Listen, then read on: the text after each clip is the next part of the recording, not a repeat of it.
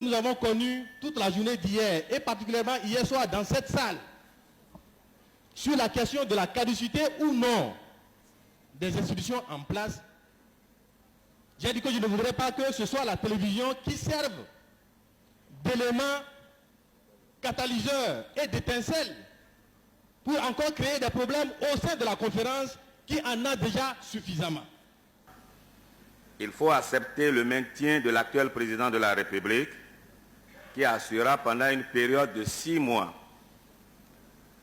les fonctions de chef de l'État. Il faut accepter la suspension de la loi fondamentale du 26 août 1977 et par voie de conséquence la dissolution de l'Assemblée nationale révolutionnaire et la démission du Sénat. Il faudra aussi la suspension de toutes les institutions judiciaires actuelles et la mise en place d'autres institutions qui puissent nous permettre d'avoir la démocratie, la vraie démocratie. En ce qui concerne la nomination par le président de la République d'un Premier ministre, si cela est retenu par la conférence, il ne faudrait pas qu'il soit un membre du PRPD et non de ces organisations de masse. Il faut, dans la mesure du possible, qu'une liste soit dégagée par la conférence. Dans tous les cas, ce dernier doit être un vrai patriote dont les compétences, la moralité et l'autorité seront reconnues par tout le monde parce qu'il s'agit d'un redressement économique, social, politique et culturel. Ce gouvernement sera chargé d'abord de la liquidation des affaires courantes et de l'application du programme d'ajustement structurel modifié comme l'a souhaité M. Bertin Bornand.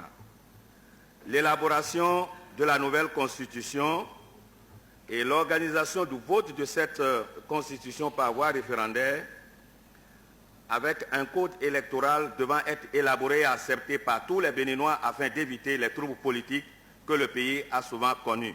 Si une nouvelle constitution doit être élaborée, il est tout à fait normal que nous sachions ce que nous allons mettre là-dedans.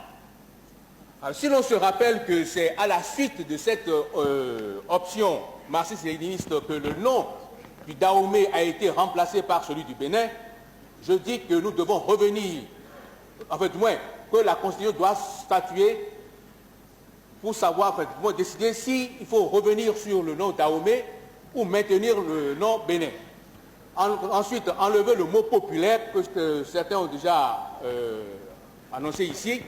Et puis le drapeau, c'est à la suite de cette proclamation que nous avons le drapeau vert que nous avons devant nous, avec une étoile là-dedans.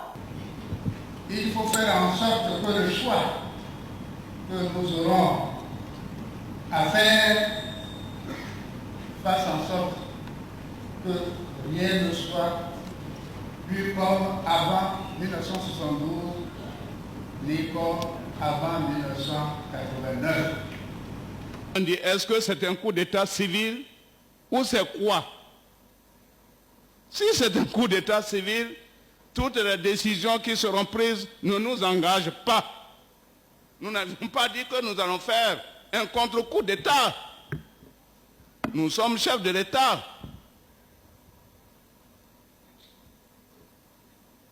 Nous n'avions pas besoin de le faire. Pour qu'il y ait démocratie, pour qu'il y ait un état de droit, il ne suffit pas que des droits ou des libertés soient prévus dans les textes. Il faut encore que les bénéficiaires de ces droits aient le courage de les exercer effectivement, de les prendre, sans attendre qu'on veuille bien les leur octroyer. Je pense qu'il appartient au peuple souverain de décider si oui ou non c'est la liquidation effective de l'ancienne politique à travers les hommes, les structures et l'idéologie qui la portent, si oui ou non c'est cette liquidation complète que le peuple demande ou pas. Mon Dieu pardonne, ce sont les pécheurs. Ils ne savent pas ce qu'ils disent. Nous avons dit, nous ne pouvons pas nous prononcer le mot de démission. Vous pouvez nous destituer. Mais nous ne pouvons pas dire que nous démissionnons parce que c'est grave.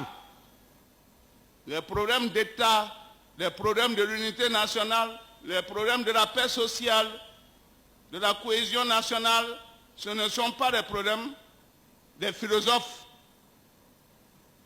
nous demandons donc au professeur Ntonji d'être patient et de ne pas dire nous voulons la démocratie, mais de ne pas dire pourquoi on nous fait perdre le temps. Il vaut mieux perdre le temps et trouver une solution juste à ces problèmes que de vouloir gagner le temps et perdre sa vie ou faire perdre la vie aux autres. La Banque mondiale a fait un certain nombre d'audits sur ce système bancaire qui était géré en dépit du bon sens.